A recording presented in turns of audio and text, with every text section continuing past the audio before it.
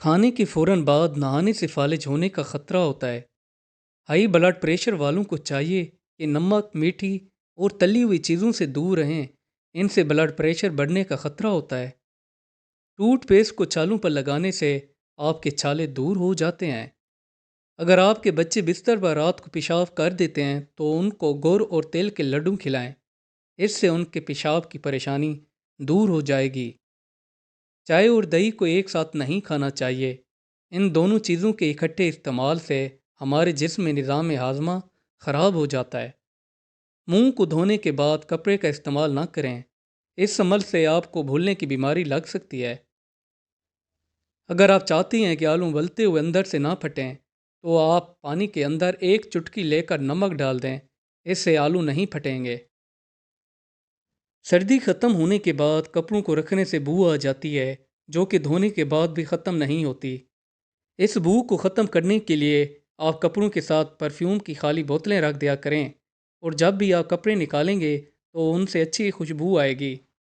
ٹھنڈے دودھ میں شہد ملا کر پینے سے معدے کو ٹھنڈک ملتی ہے۔ یہ پیٹ کے ہاضمے کی اچھی غذا ہے۔ اگر آپ نے اپنے جسم کو موٹا کرنا ہے، یعنی کہ آپ نے اپنے وزن کو زیادہ کرنا ہے، تو آپ کو چاہیے کہ روزانہ 6 کیلے کھائیں اور اوپر گرم دودھ پی لیں۔ اس عمل سے آپ کو موٹاپا جلدی آئے گا۔ مولی کو رات کو کھانے سے پرہیز کریں۔ رات کو یہ ہضم مشکل سے ہوتی ہے۔ اگر آپ چاہتی ہیں کہ کپڑے جلدی استری ہو جائیں تو جب آپ کپڑے دھو لیتے ہیں اور خشک ہونے کے بعد ان کو ایسے نہ پھینک دیں، بلکہ اسی وقت استری کر لیں، کیونکہ کپڑوں میں اس وقت نمی موجود ہوتی ہے، اس لیے کپڑے جلدی استری ہو جاتے ہیں۔ بیت الخلاء میں کپڑے کو نہیں لٹکانا چاہیے۔ اس عمل سے کپڑوں میں منفی توانائی بھر جاتی ہے۔ پھر آپ کو کپڑے اتار کر دھوپ میں ڈال دینے چاہیے۔ اگر پیاز کو تلنے کے دوران اس کے اندر ایک چٹکی نمک ڈال دیں تو پیاز فوراً سرخ ہو جائے گی۔ اگر نرم گرم پانی کے ساتھ 4 کھجور کھاتے رہیں تو اس عمل سے آپ کی کھانسی دور ہو جاتی ہے اور جسمانی قوت ملتی ہے۔ زکام کو ختم کرنے کے لیے کچھ مقدار میں چینی کو دہکتے ہوئے کوئلوں پر ڈال کر اس کا دھواں لیں۔ اس عمل کو 1 سے 2 دن کرنے کے بعد آپ کا زکام دور ہو جائے گا۔ روزانہ صبح اٹھ کر بغیر ہاتھ منہ دھوئے دودھ کے ساتھ اجوا کھجور کھائیں۔ اس سے آپ کا چہرہ جوان اور چمکدار رہے گا۔ دانتوں کو صاف اور چمکدار بنانے کے لیے ٹماٹر پر ٹوتھ پیسٹ لگا کر دانتوں پر ماریں۔ اس سے آپ کے دانت چمکیں گے۔ گرم دودھ پینے کے فوراً بعد پانی نہ پئیں۔ اس سے کھانسی ہونے کا خطرہ ہوتا ہے۔ انڈوں کے اوپر چربی مار کر ان کو پسے ہوئے نمک کے اندر انڈوں کو رکھ دیا جائے تو انڈے خراب نہیں ہوں گے۔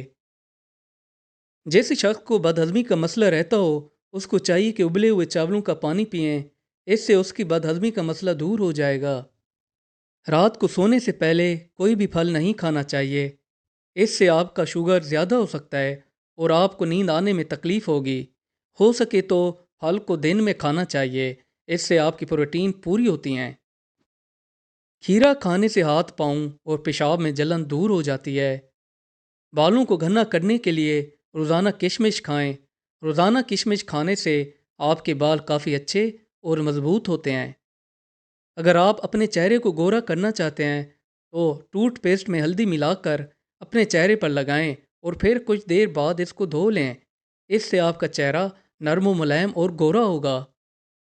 روزانہ پیاز کو زیادہ استعمال کرنے سے چہرے پر چھائیاں آ جاتی ہیں۔